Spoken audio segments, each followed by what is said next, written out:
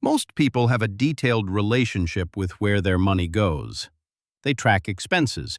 They know their monthly costs. They notice when spending is off. But ask the same people where their time went last week, and the answer gets vague. Fast. Work, some errands, a few evenings that disappeared. The weekend went somewhere.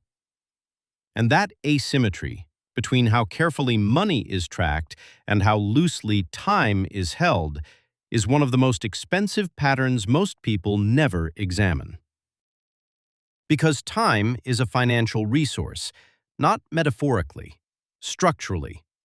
How time is allocated determines what gets built, what gets learned, what gets started, what gets compounded.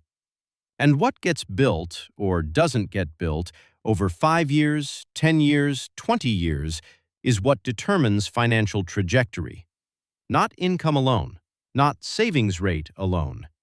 What the discretionary hours were actually spent building. The labor system consumes a fixed portion of time.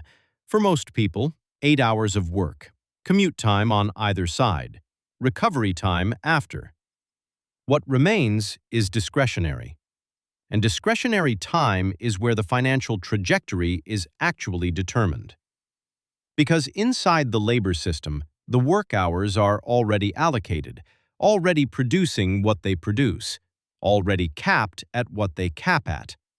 The discretionary hours are the only unallocated resource, the only time that isn't already spoken for, the only window where something different can be built. And most people have no clear account of where those hours go, not because they're careless, because nobody taught them to treat discretionary time as a financial input. Think about what that looks like across a decade. 2 people, same job, same income, same starting point. One spends discretionary time on consumption, entertainment, recovery from the work week, things that feel necessary and earned, and often are. The other spends a portion of that same time building something, learning something that compounds, starting a position, developing a skill that creates leverage. After 10 years, those 2 people are not in the same place. Not because of discipline, not because one worked harder inside the labor system. Because of what the discretionary hours were building on the side. One was consuming, one was compounding.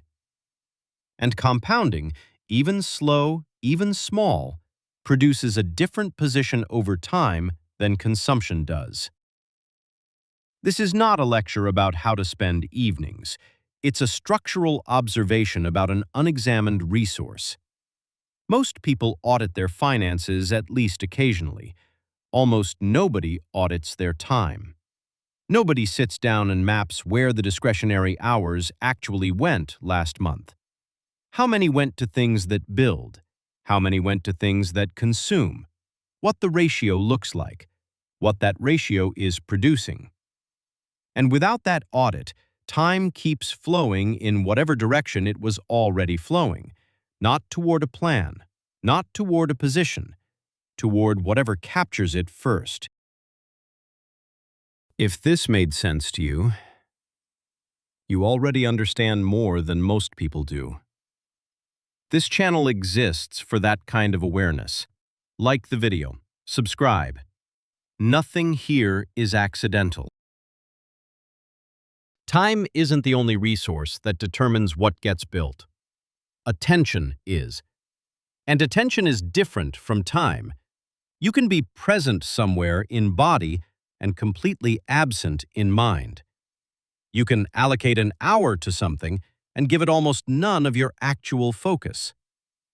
What builds things isn't hours logged.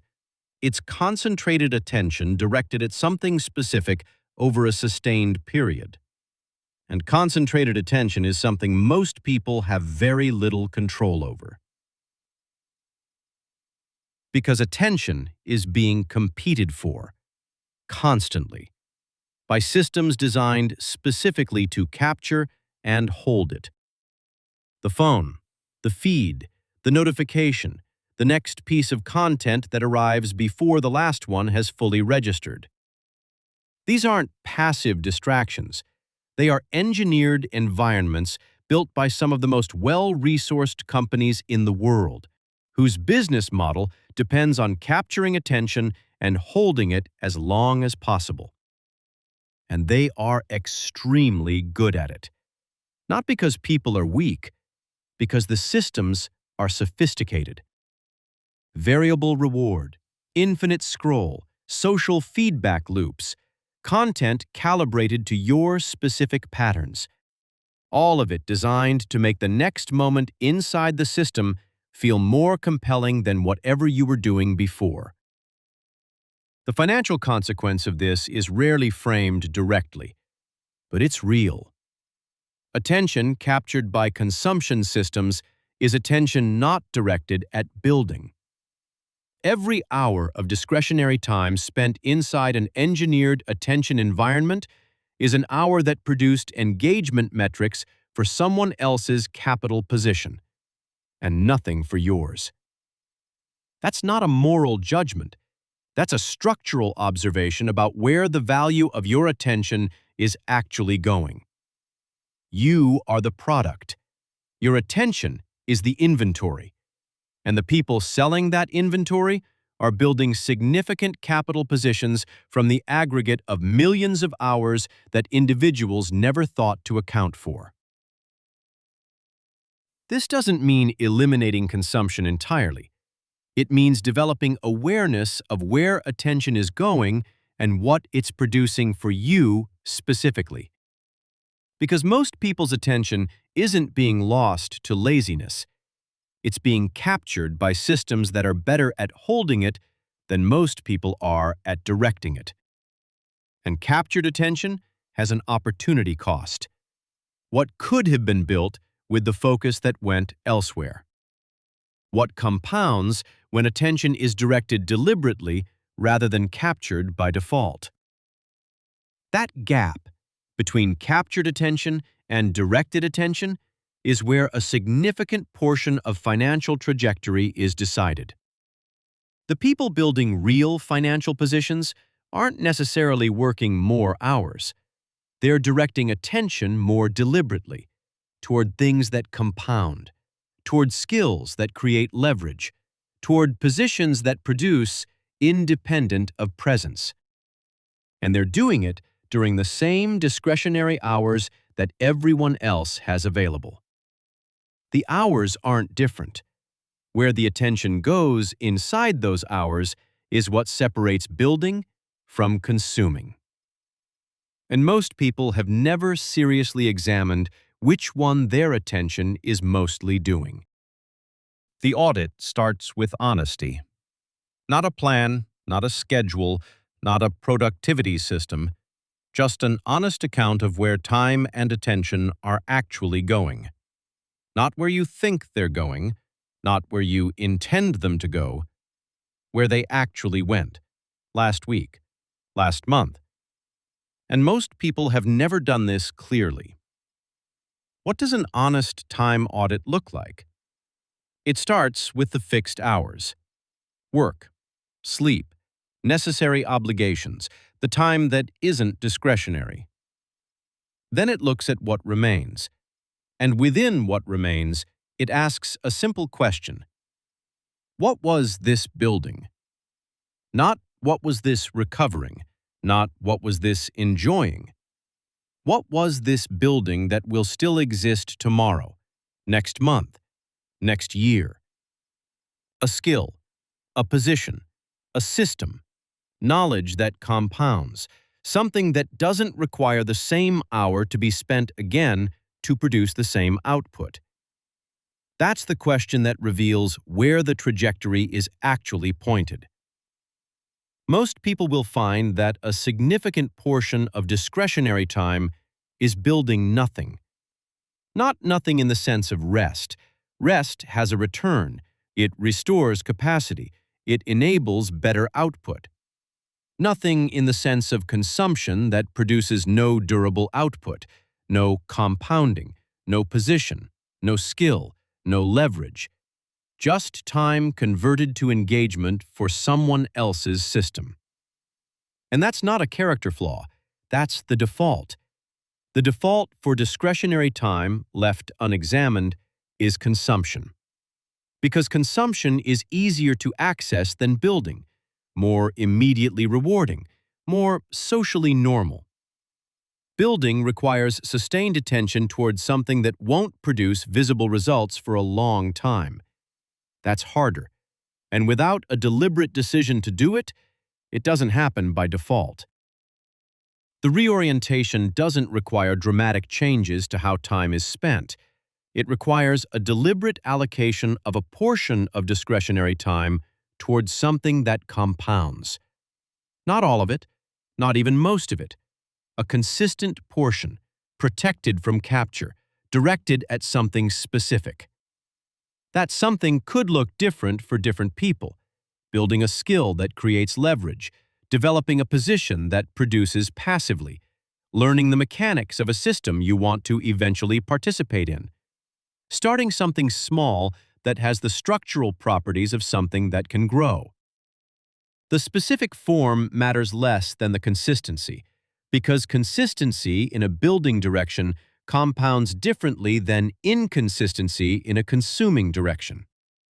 5 years of consistent, deliberate time allocation towards something that builds, even a small amount per week, produces a position that 5 years of unexamined default time allocation never reaches. Not because of intensity, not because of sacrifice, because of direction. Sustained over time, inside a framework that was consciously chosen rather than accepted by default. The audit is just the beginning. It shows you where the hours are going. It shows you what the current allocation is building or not building. And from that clarity, a different allocation becomes possible. Not dramatic, not perfect, just pointed in a direction that compounds. If this shifted something for you, subscribe. Like this if it clarified something.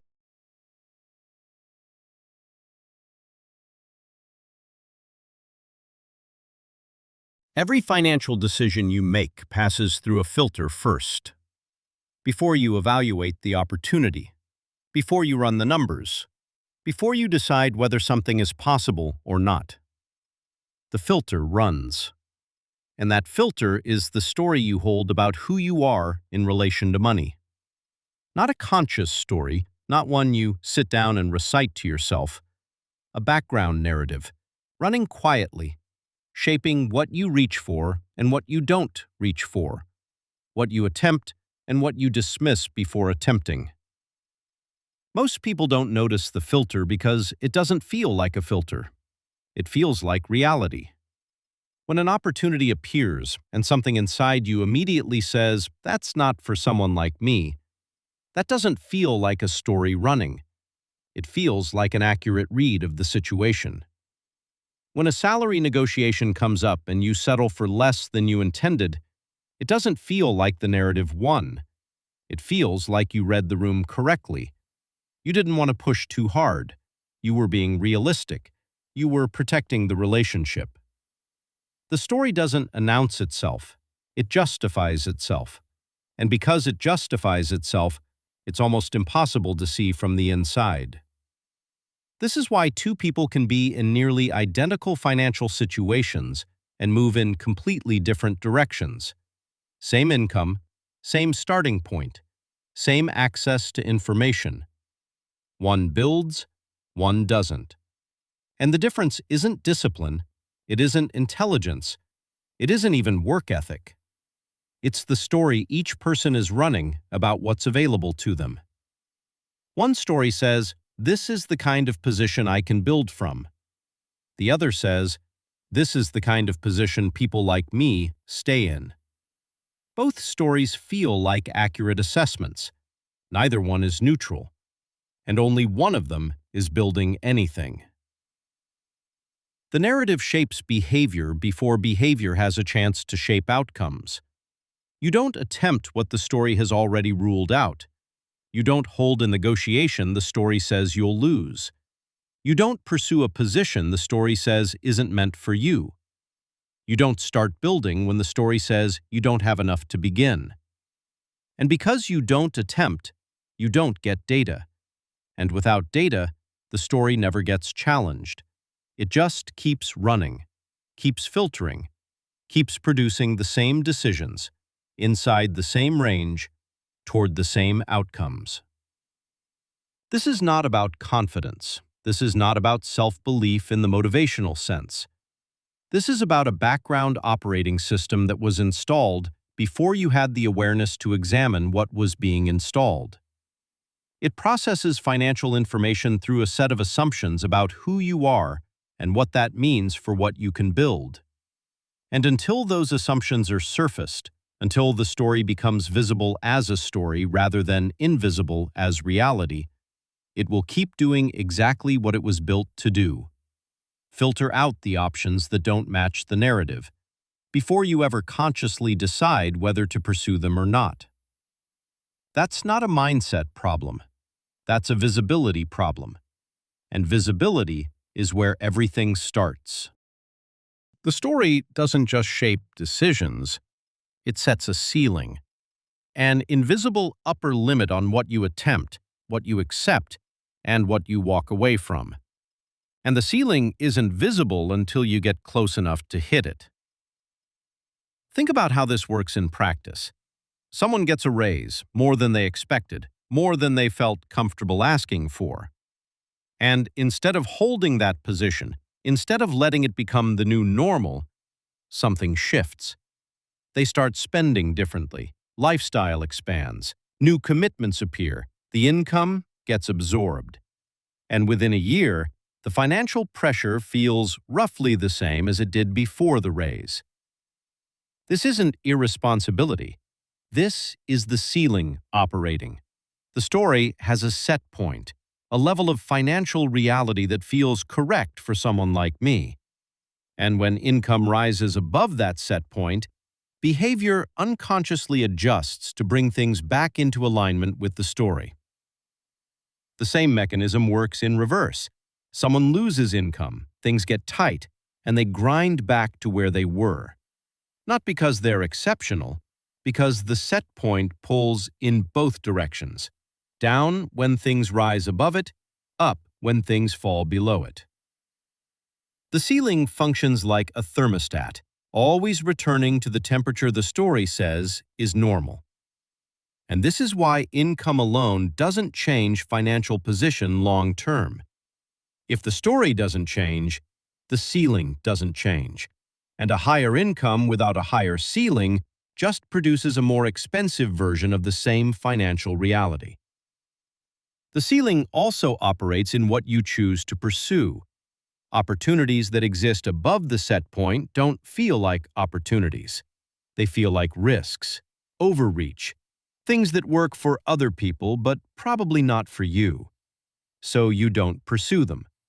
Not because you evaluated them carefully and decided they weren't right, because the story filtered them out before evaluation began. The ceiling determined the range before the analysis started, and you end up optimizing within a range that was never consciously chosen. This is one of the most costly and least visible financial dynamics most people experience, because from the inside, it doesn't feel like a ceiling. It feels like being realistic. It feels like knowing your limits. It feels like not overextending. All of which sound like wisdom. But wisdom and a ceiling can produce identical behavior from very different places. One comes from honest evaluation. The other comes from a story that was never examined. And if the ceiling was never consciously set, it was built by something else. The environment you grew up in, the financial position of the people around you, the repeated experiences that told you what was and wasn't available to someone in your position. The ceiling was constructed from the outside, from experiences you didn't choose, from a financial environment you were born into, and it's been operating quietly on the inside ever since. Setting the range, filtering the options, returning you to the set point every time you drift above it. Most content talks at you. This one sits with you. If that difference stood out, if this felt real instead of loud, like the video, subscribe. This channel is built for people who notice patterns. The story you hold about yourself and money didn't come from nowhere. It was built, layer by layer, over years, from inputs you didn't choose in an environment you didn't design. And understanding where it came from is the first step toward seeing it clearly enough to change it. The earliest layer is the household. Before you had any direct relationship with money, before you earned it, spent it, or managed it, you were watching how the people around you related to it. Whether money was discussed openly or avoided entirely, whether it was a source of tension or something handled with ease, whether there was always enough or whether not enough was the permanent background condition. You absorbed all of it, not as lessons, as atmosphere. And atmosphere shapes belief more deeply than instruction. Because instruction can be questioned, atmosphere just becomes the way things are. The second layer is repetition. Certain experiences, certain financial realities, repeated often enough, stop feeling like circumstances and start feeling like identity. Growing up without consistent financial stability doesn't just affect the bank account. It builds a reference point, a baseline understanding of what normal looks like, what to expect, what kind of financial reality belongs to someone in your position. And that reference point, repeated across years of experience, becomes a self-concept. Not, I am currently in a difficult financial position, but this is the kind of financial position someone like me occupies. That shift from circumstance to identity is where the ceiling gets built. The third layer is the people closest to you, not just immediate family, but the broader environment of people whose financial reality formed the edges of what felt normal and possible. If everyone you knew closely worked hourly jobs, hourly work felt like what work is. If nobody in your direct environment owned anything that produced income, ownership felt like something that happened elsewhere, to other kinds of people, in other kinds of lives. You don't need anyone to tell you that something isn't available to you. You just need to never see it close enough to feel real. And most people's formative environments provided a narrow enough window that entire financial possibilities were effectively invisible. None of this is blame. The people who shaped your environment were operating from their own stories, built from their own environments, passed down through their own experiences. The story has a lineage, and understanding that lineage does two things. It removes the personal dimension from what is actually a structural inheritance, and it makes the story visible as a story rather than as an accurate description of what you are and what's available to you. Because the story was built from circumstances, not from facts, circumstances change, and a story built from circumstances that no longer exist doesn't have to keep running just because it was installed early. Seeing where it came from is how you start to see that it doesn't have to be where you stay. The story doesn't change because you decide to think differently. That's not how narrative works. You can tell yourself a new story 100 times, and the old one will still run underneath it, still filter, still set the ceiling, still return you to the set point. Because the old story wasn't built through thought. It was built through experience, through repetition, through years of evidence that accumulated into a felt sense of what's real and what's available. And the only thing that rewrites that is new evidence. Not affirmation, not visualization, not deciding to believe something different. Evidence. Actual experiences that don't fit the old narrative. Real outcomes that the old story said weren't available. Small proof points that the ceiling was a construction rather than a fact.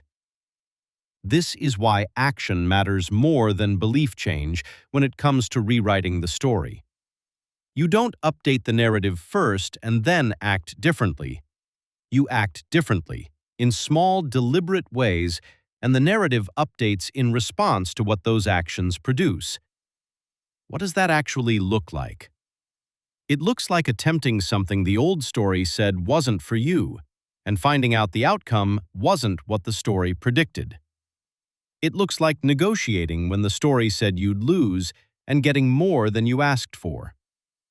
It looks like starting a position, however small, and watching it produce something independent of your presence. Each of those experiences is a data point, and data points accumulate the same way the original story accumulated, through repetition, through evidence, through experiences that stack into a new felt sense of what's real. This is slow work.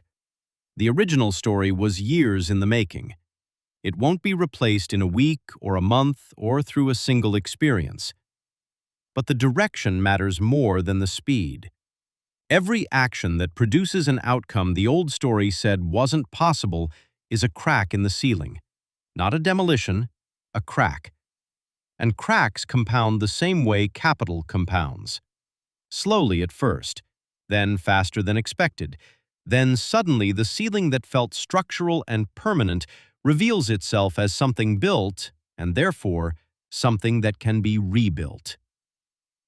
The financial decisions you make are downstream of the story you're running.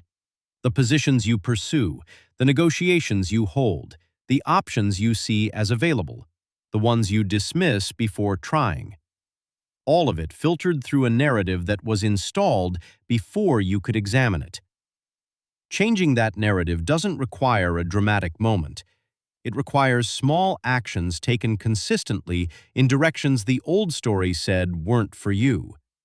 Each one producing evidence. Each piece of evidence updating the story slightly. Each update expanding the ceiling by a fraction. Over time, the fraction becomes a floor instead of a ceiling, and what felt impossible from the old position starts to feel like the obvious next move from the new one. If this shifted something for you, subscribe. Like this if it clarified something.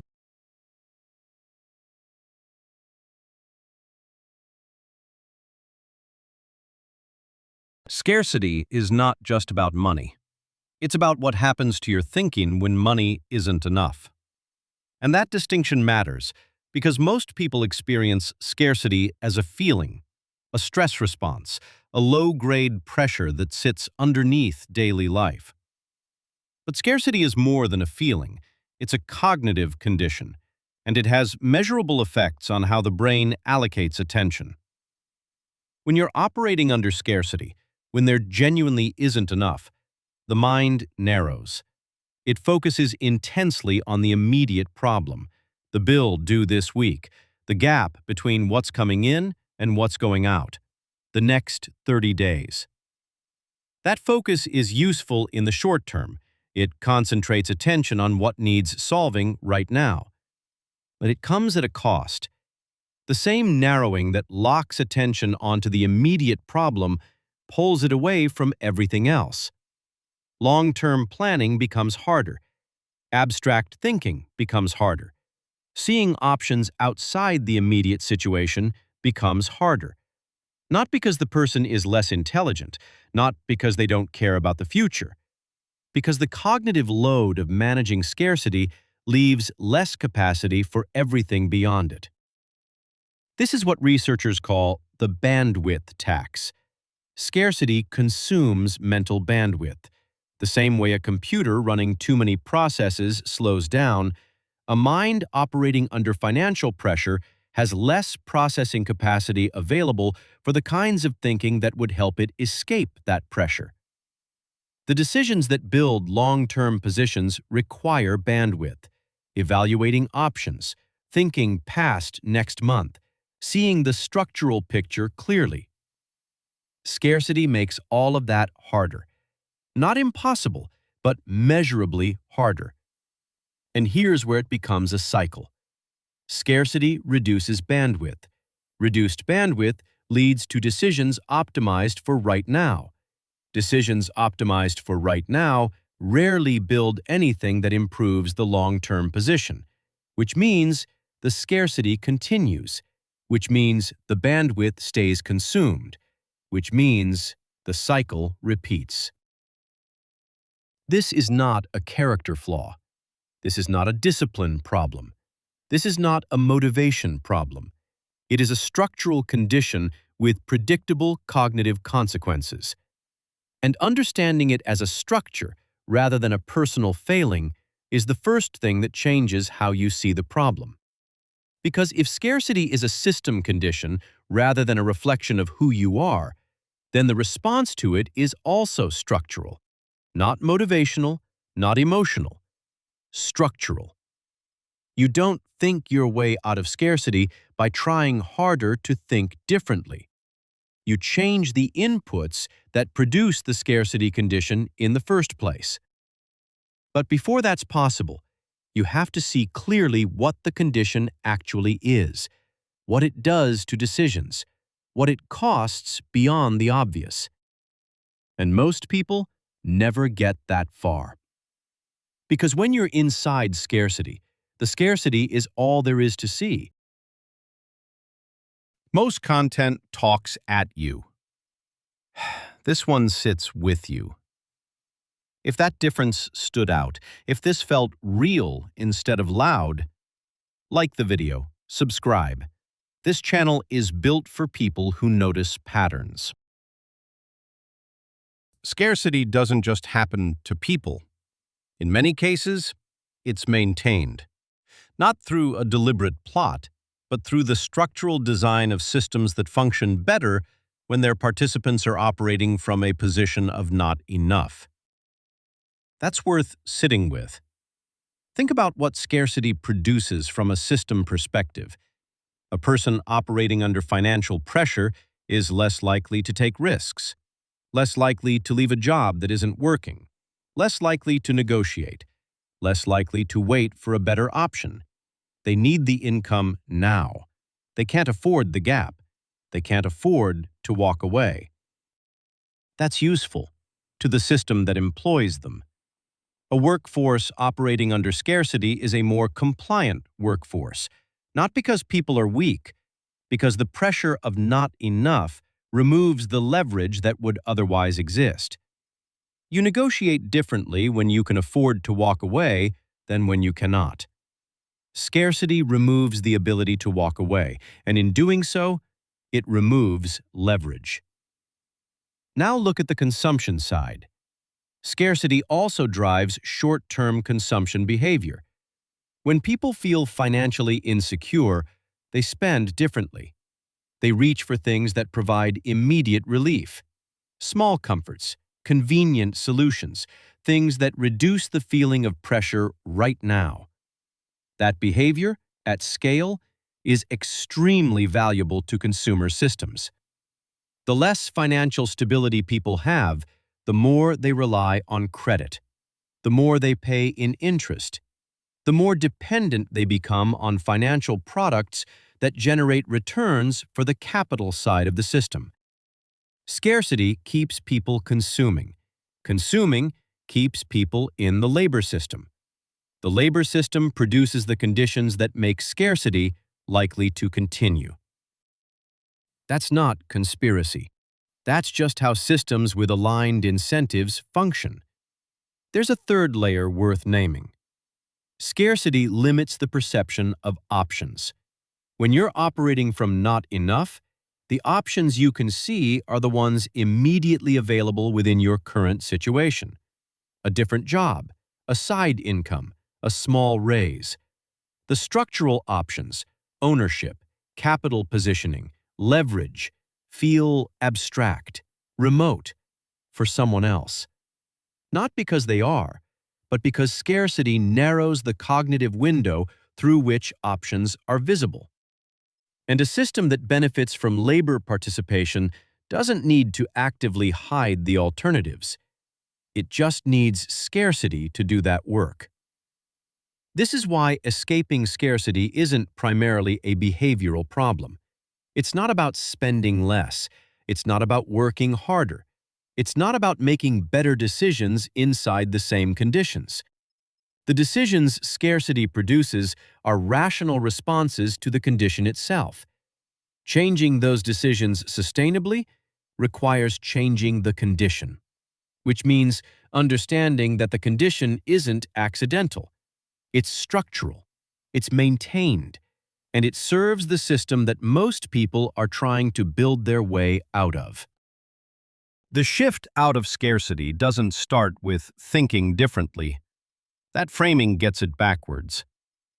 Scarcity is a condition produced by inputs, insufficient income relative to expenses, no buffer between earnings and obligations, no position that produces independent of presence. The thinking that scarcity produces is a consequence of those inputs, not the cause. So the shift has to happen at the input level, not the thought level. What does that actually mean? It means the first question isn't, how do I think about money differently? It's, what in my current structure is producing the condition of not enough? And that question requires looking honestly at the gap between what comes in and what goes out. Not with judgment, with precision. Because you can't change a structure you haven't clearly mapped. Most people inside scarcity know roughly that there isn't enough, but they haven't mapped exactly where the pressure is coming from, which costs are fixed, which are variable, which are producing value, which are just maintaining a lifestyle that the income can't actually support. That mapping is uncomfortable, but it's structural, and structural clarity is the beginning of structural change. The second input is buffer. Scarcity is most cognitively damaging when there is no margin between what arrives and what is immediately owed. Every dollar spoken for before it arrives. No room to absorb a disruption. No space between income and obligation. A buffer, even a small one, changes the cognitive experience of the financial position. Not because the underlying numbers are dramatically different, but because the mind responds differently to a position with a margin than to a position without one. The narrowing that scarcity produces begins to ease when there is even a small gap between what comes in and what must immediately go out. That gap, however modest, restores some of the bandwidth that scarcity consumed. And restored bandwidth means better decisions, longer time horizons, more visible options. The third input is a position that begins to produce independent of presence, even a small one, even one that produces almost nothing at first. Because the psychological effect of owning something that works without you is disproportionate to its size. It shifts the internal framing from purely reactive, managing what comes in and goes out, to partially generative. Something is building, something is compounding, something exists outside the immediate pressure. That shift in framing changes what feels possible. Not through motivation, through evidence. A small position that compounds is proof that the capital system is accessible, not just conceptually, in your actual life. None of this is fast. The inputs that produce scarcity don't change overnight. The buffer doesn't appear immediately. The position takes time to build. But the direction matters more than the speed. Scarcity is maintained by a structure. A structure can be changed, slowly, deliberately, one input at a time. That's not optimism. That's just how structural conditions work. You don't escape scarcity by feeling differently about it. You change the inputs. You build the buffer. You start the position. And the thinking, the decisions, the options, the horizon follows the structure. It always does. If this shifted something for you, subscribe. Like this if it clarified something.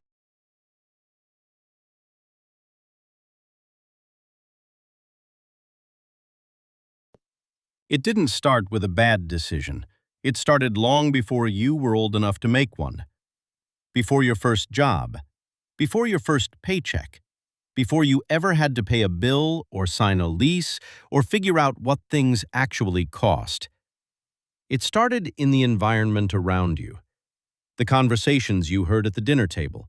The way the adults in your life talked about money. Or didn't talk about it at all. The silence that surrounded certain topics. The tension that appeared when numbers didn't add up. The phrases that got repeated so often they stopped sounding like opinions and started sounding like facts. Money doesn't grow on trees. We can't afford that. Rich people are just lucky. You work hard and you get by. Nobody handed you these ideas as a lesson. They arrived as atmosphere, as background noise, as the water you were already swimming in before you knew there was any other kind. And that's what makes them so difficult to see. Because you didn't choose them. You absorbed them. There's a difference between a belief you examined and decided to hold and a belief that was installed in you before you had the tools to question it. Most people's financial framework falls into the second category, not because they're unintelligent, not because they didn't try, but because the model was already running before they became aware enough to evaluate it. Think about what that model typically looks like. Work is how you earn money. More work equals more income. Saving is responsible. Debt is dangerous. Investing is for people with extra money. Security comes from a stable job. A good life is built through discipline and patience and showing up every day. These ideas aren't random. They form a coherent framework, a system of beliefs that produces a specific kind of behavior. And that behavior, when followed consistently, produces a specific kind of life. One where you work, you earn, you spend, you save a little, you repeat. For decades. The framework isn't designed to make you poor. It's designed to make you functional, predictable, stable enough to keep participating in the system around you. And for a certain era, a certain economic environment, it worked. You could follow that model and arrive somewhere stable. A house, a pension, a retirement at 65, a life that looked like what it was supposed to look like. But that environment has shifted. The contract that made that framework functional has quietly changed. Wages have not kept up with the cost of the life that framework was supposed to produce. Stability no longer arrives the way it once did. The job that was supposed to be the foundation has become something thinner. And yet the framework remains, still running, still producing the same behaviors, still pointing people toward the same path, even though the path no longer leads to the same destination. That's the core problem.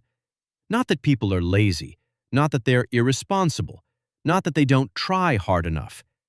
The problem is that the model they're operating from was built for a world that no longer fully exists.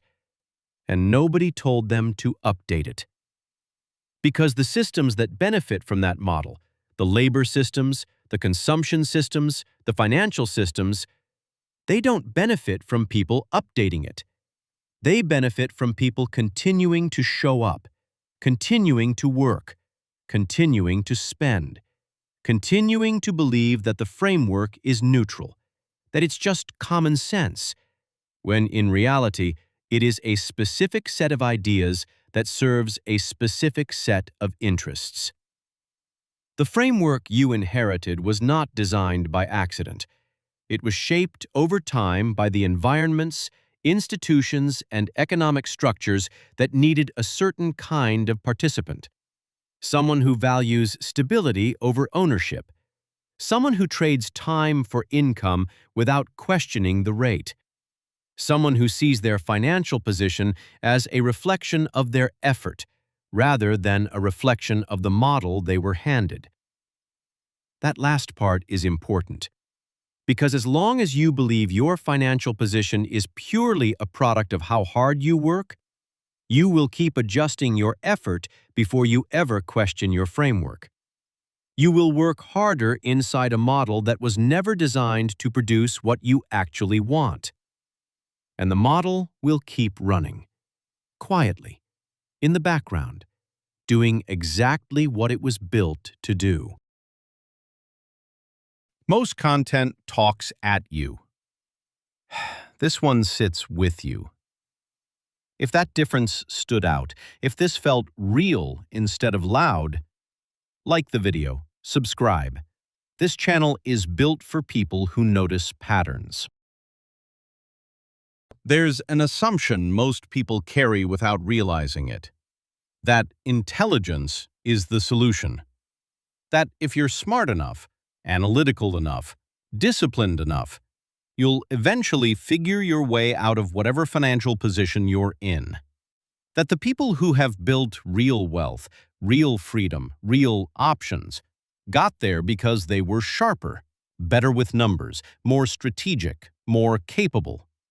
And if you just think harder, work smarter, make fewer mistakes, you'll close the gap. It's a clean idea. It's also not quite right. Because intelligence doesn't operate in a vacuum. It operates inside a framework. And a sharp mind running inside a broken framework doesn't produce freedom. It produces a very efficient version of the same cycle. Think about what high intelligence looks like inside the standard financial model. You get good grades. You get into a good school. You get a good job. You optimize your budget. You max your 401k. You research the best savings accounts. You read the right books. You make careful decisions.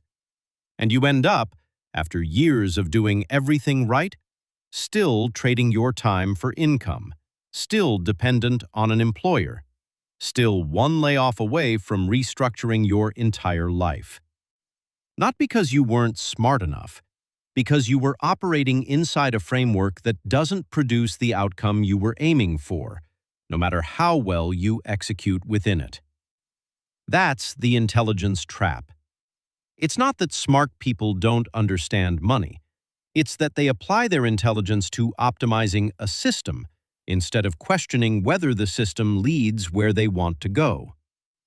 There's a difference between being good at the game and asking whether the game is worth playing. Most highly capable people never stop to ask the second question, because they've been rewarded their entire lives for being good at the game. School rewards execution. Work rewards execution. The financial system rewards execution up to a point.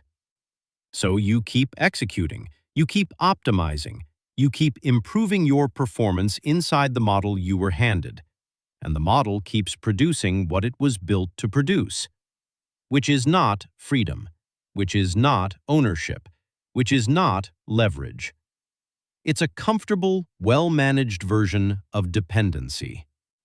You're dependent on the income, dependent on the employer, dependent on the market performing a certain way 40 years from now, dependent on a system you don't control continuing to function in a way that benefits you. Intelligence doesn't remove that dependency. It just makes the dependency feel more justified, because you made smart choices, because you did everything right, because the spreadsheet makes sense. And that's what makes it hard to see. The intelligence trap is invisible to intelligent people because the trap looks like competence from the inside. It feels like control. It feels like direction. It feels like you're ahead of most people. And in certain ways you are. But ahead inside a framework is not the same as free. A faster runner in the wrong direction still ends up in the wrong place. The question that rarely gets asked is not how to run faster. It's whether the direction is right. And asking that question requires something that intelligence alone doesn't provide. It requires the willingness to examine the model itself, not just optimize performance within it. That means looking at what you're actually building, not what your income looks like, not what your savings rate is, not what your credit score is, but what you own. What generates income without your time attached to it? What you control? What gets stronger while you sleep? Those are different questions than the ones the standard framework asks, and most intelligent people never reach them, not because they couldn't handle the answers, but because they were never pointed in that direction. They were pointed toward performance, toward achievement, toward executing the model better than everyone else.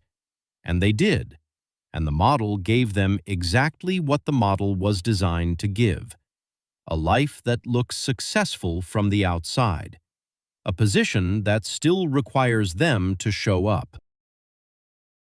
The shift doesn't start with motivation. It doesn't start with a book or a quote or a moment of clarity that changes everything overnight. It starts with a quieter thing, a question. What am I actually building? Not what you're earning, not what you're saving, not what your life looks like from the outside, but what is actually accumulating, what is growing, what will still be there, still producing, if you stop showing up tomorrow. Most people have never seriously asked that question, not because they don't care, but because the framework they're operating from never pointed them toward it. The standard model measures income. It measures savings. It measures stability. It does not measure ownership. It does not measure leverage.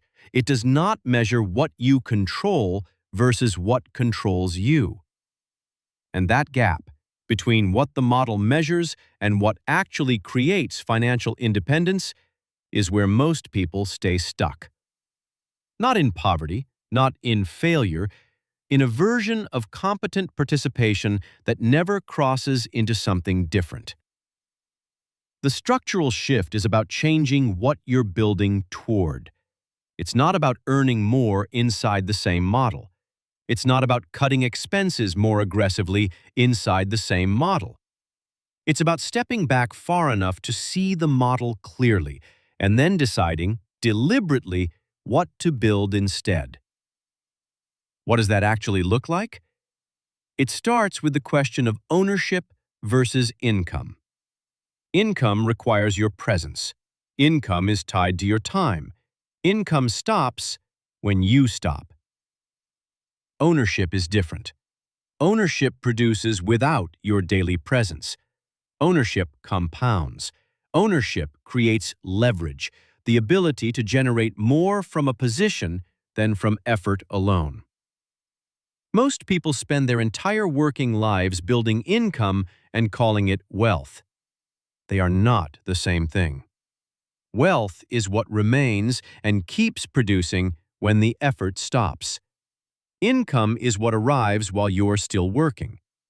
The structural shift means orienting, even slowly, even partially, toward building things that fall into the second category. That might look different for different people. For some, it's assets that generate passive income. For others, it's systems, businesses, structures, positions that work without direct hourly input. For others, it's ownership stakes in things that grow independent of their personal output. The specific form matters less than the underlying principle. You are building something that doesn't require you to keep showing up to keep existing. The second part of the shift is changing what you measure, because what you measure shapes what you optimize. If you measure income, you optimize for income. If you measure savings rate, you optimize for savings rate. If you measure net worth passively accumulating in index funds, you optimize for slow, market-dependent growth.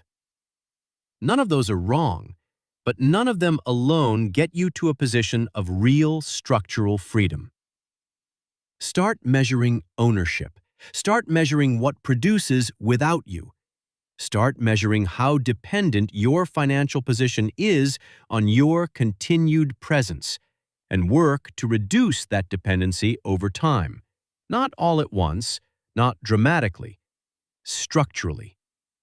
Small moves in the right direction, sustained over time inside a better framework, compound differently than maximum effort inside a broken one.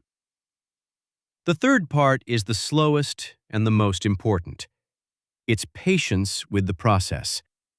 Because the shift from labor-dependent income to ownership-based positioning is not fast. It is not a hack. It is not a shortcut. It is a slow reorientation of how you think, what you build, and where you place your energy over years. The people who've built real financial independence, real options, real freedom, didn't get there through urgency. They got there through consistency inside a framework that was actually pointed in the right direction. That's what this comes down to. It comes down to operating inside a framework that measures the right things, builds the right things, and compounds in the right direction, consistently, over time, without needing a dramatic moment to begin. The framework you inherited was given to you. This one you have to choose. If this shifted something for you, subscribe. Like this if it clarified something.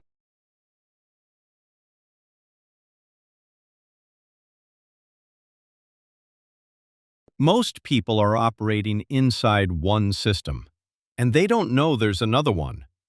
Not because the information is hidden, but because the system they're inside is the only one they've ever been shown.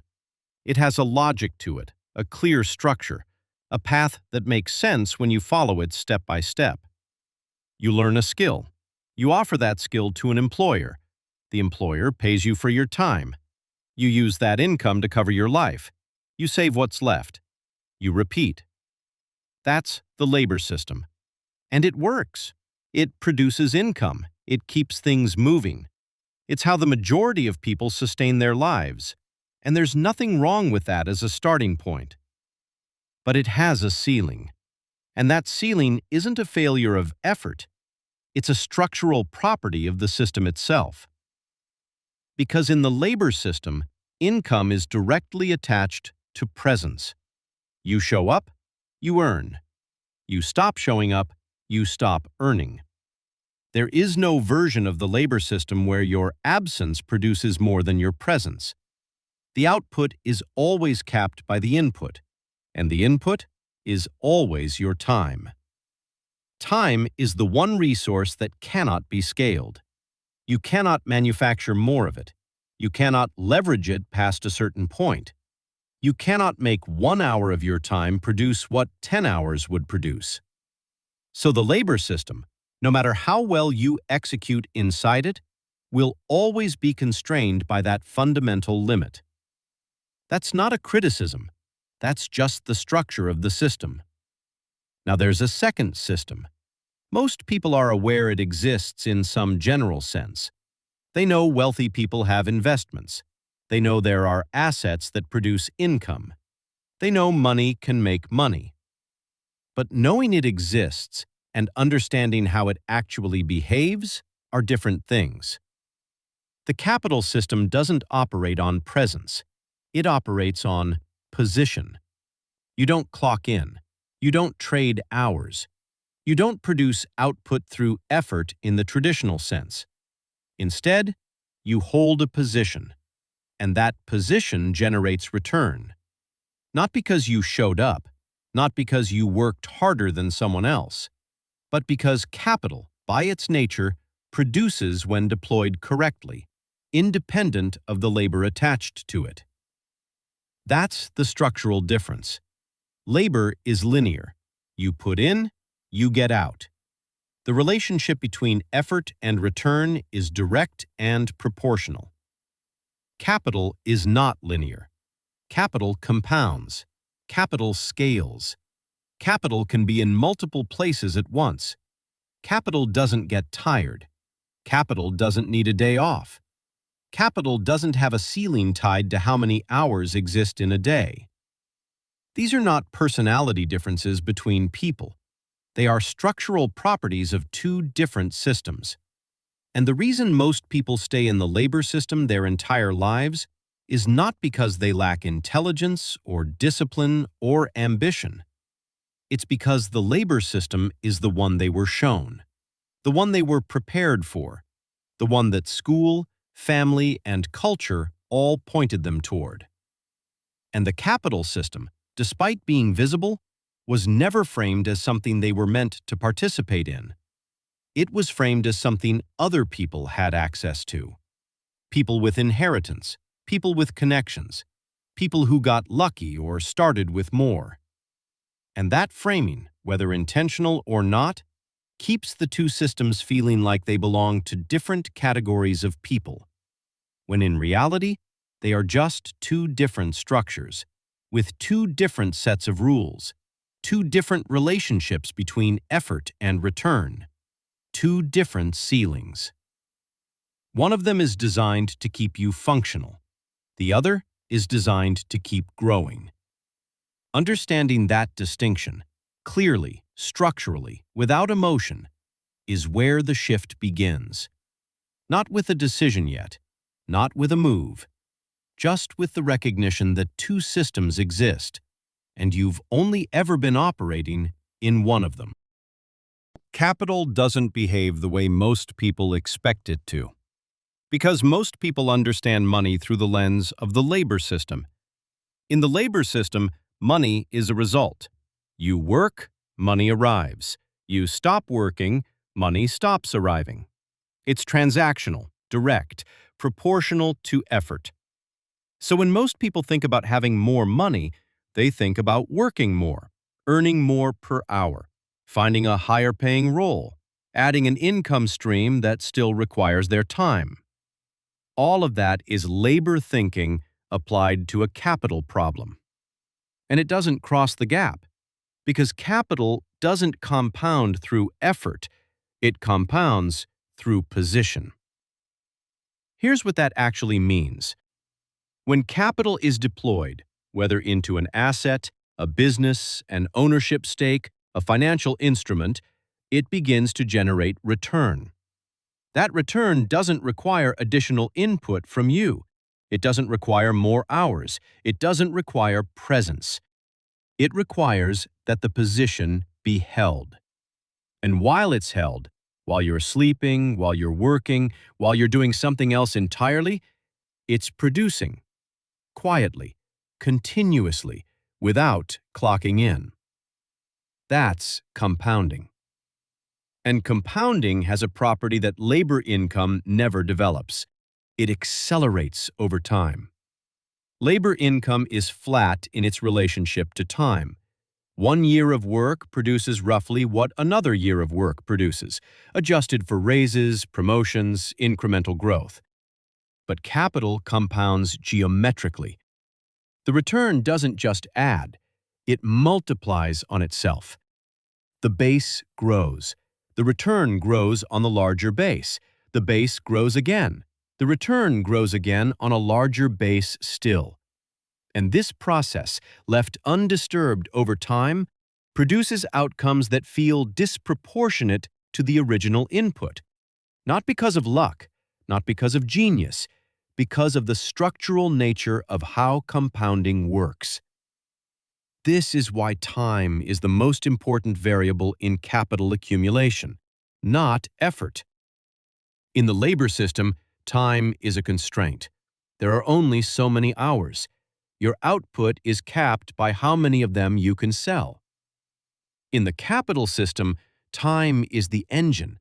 The longer capital is deployed in the right position, the more disproportionate the outcome becomes relative to the original input. That's a fundamentally different relationship with time than most people have ever been shown. Most people are taught to sell their time.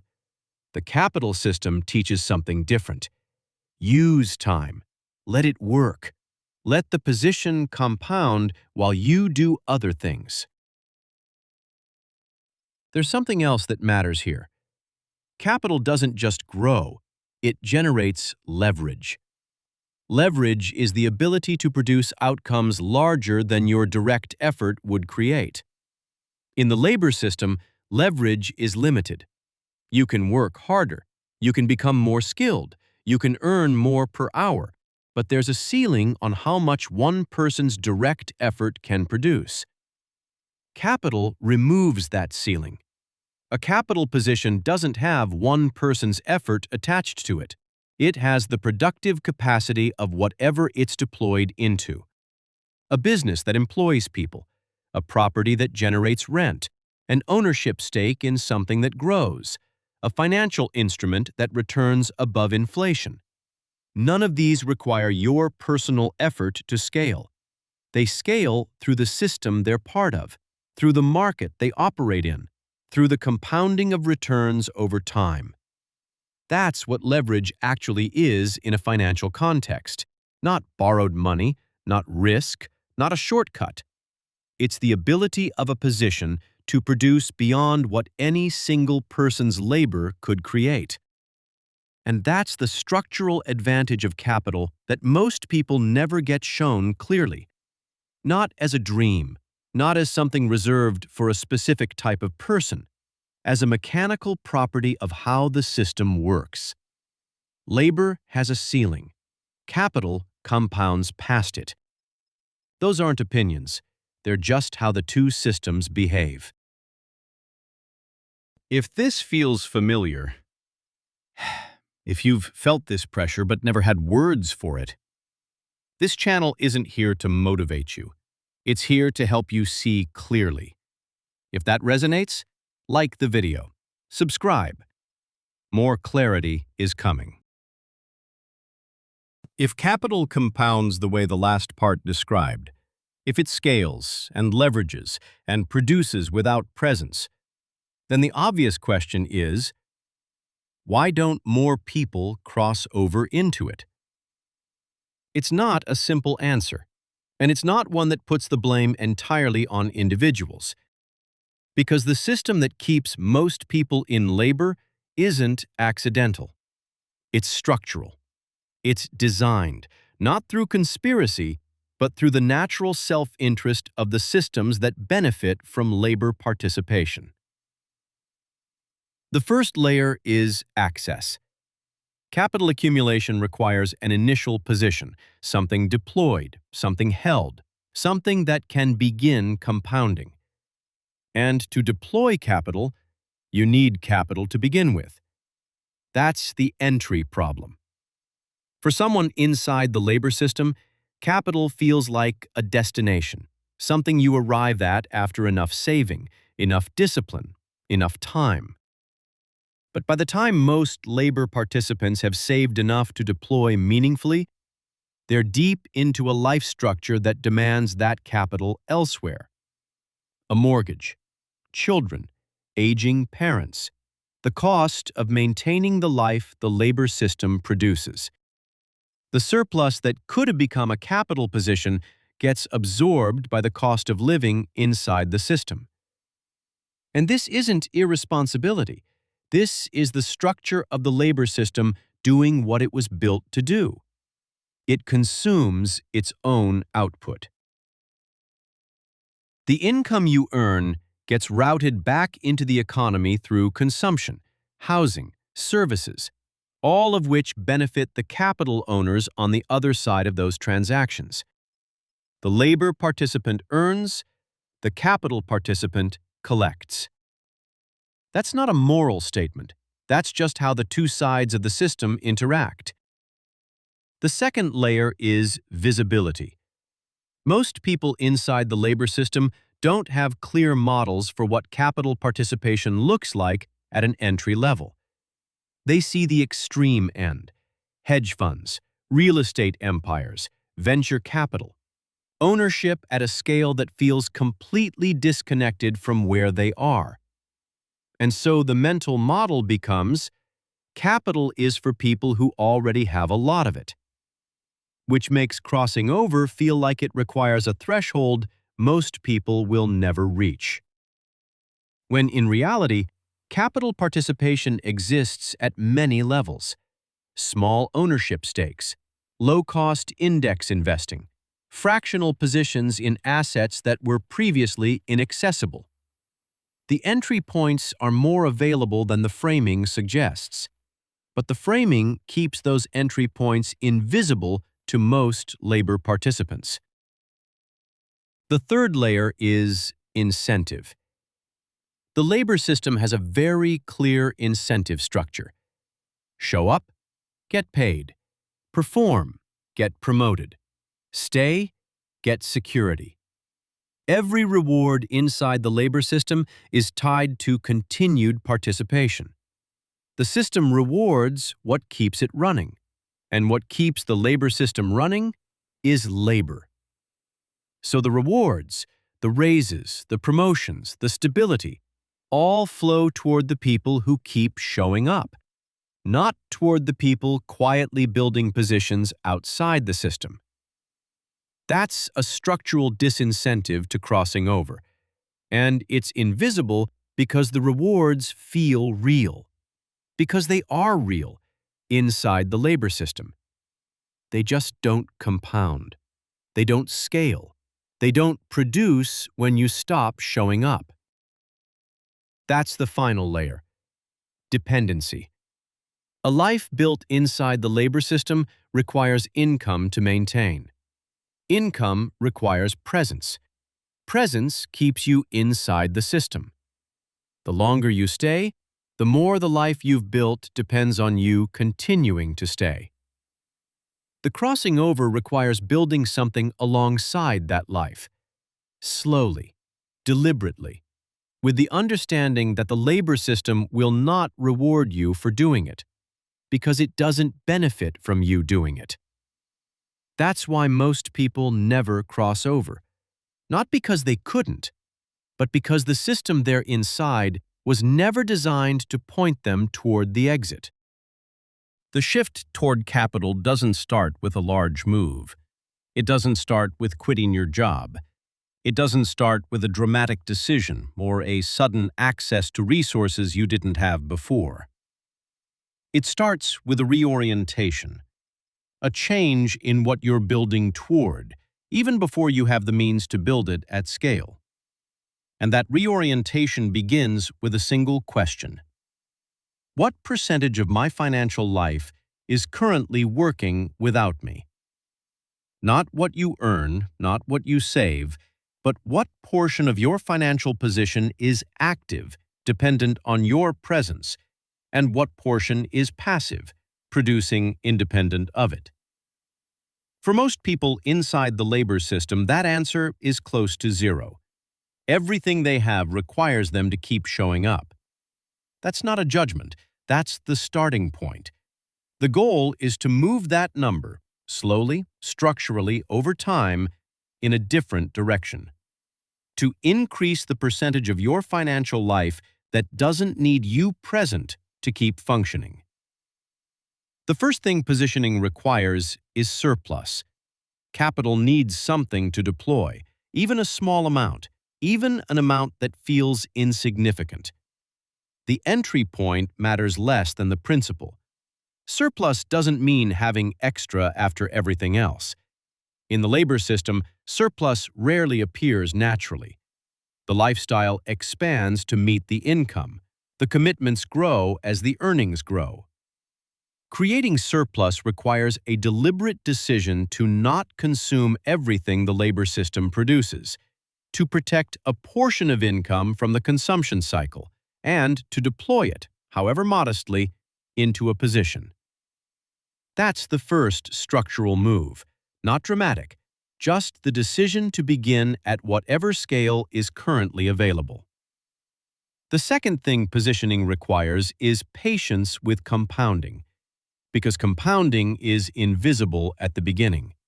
A small position producing a small return doesn't feel like progress, so people abandon the position before it has time to develop. They pull the capital back into consumption. They conclude the capital system isn't for them, when in reality, they just didn't stay long enough to see the compounding accelerate. Compounding requires time above all else, not a perfect strategy, not the ideal entry point. Time in the position, consistency in adding to it, patience while it develops. Those three things, sustained over years, produce outcomes that feel disproportionate to the effort involved. Because they are. That's the point. The third thing is a gradual shift in what you prioritize building. Positioning toward capital doesn't mean abandoning income. It means adding a second priority alongside it. What am I building that doesn't require me? And letting that question shape, slowly, where surplus and attention go over time. Consistently enough that 5 years from now, the ratio between active and passive production looks different than today. That's the whole shift, not a revolution, a slow, structural reorientation toward building something that compounds, something that works while you sleep, something that grows while you show up to everything else, something that, over time, begins to reduce how dependent your life is on your continued presence. Not a destination you arrive at, a direction you commit to. And the earlier you commit, at whatever scale is available, the more time you give the compounding to do what it was always going to do. Grow past what effort alone could ever produce. If this shifted something for you, subscribe. Like this if it clarified something.